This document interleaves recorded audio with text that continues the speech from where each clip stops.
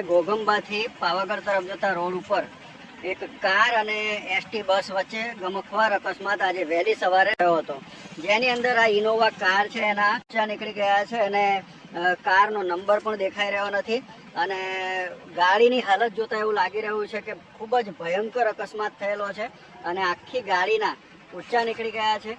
ગાડી આખી ભાંગીને ભૂક્કો થઈ ગઈ છે. ની અંદર આપણે જોઈ રહ્યા છે દ્રશ્યો સીધા કે ગાડીનો સ્ટેરિંગ થી લઈ અને આગળનો આખો ભાગ ભાગીને ભૂક્કો થઈ ગયો છે. એટલો ગમખ્વાર અકસ્માત નોંધાયેલો છે અને સામે આપણે જોઈ રહ્યા છે વાપીથી બારિયા તરફ આવી હતી આ બસ નો નવા કુવા પાસે ઘોઘંબાથી નજીક નવા કુવા પાસે ગમખ્વાર અકસ્માત થયેલો છે.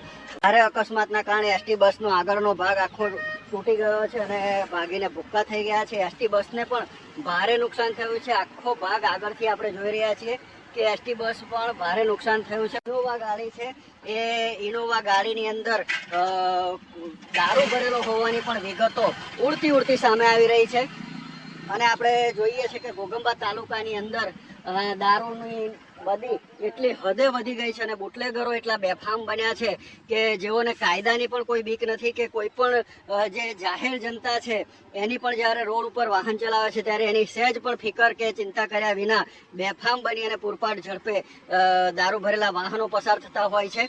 એટલે એના કારણે પણ અકસ્માતો સર્જાતા હોય છે અને અકસ્માતની અંદર ઇનોવા ચાલકનું પણ મોત થયું હોવાની પણ વિગતો મળી રહી છે. એ બાબતને કોઈ પણ પ્રકારની પુષ્ટિ હજુ સુધી આપનાર કોઈ પ્રત્યક્ષદર્શી મળેલ નથી, પરંતુ સૂત્રોમાંથી મળતી વિગતો પ્રમાણે લોકોના મુખે આ ચર્ચાઓ સાંભળવા મળી રહી છે કે કોઈક બુટલેગરની ગાડી હતી અને એને અકસ્માત થયો છે એવી ચર્ચાઓએ જોર પકડ્યું છે.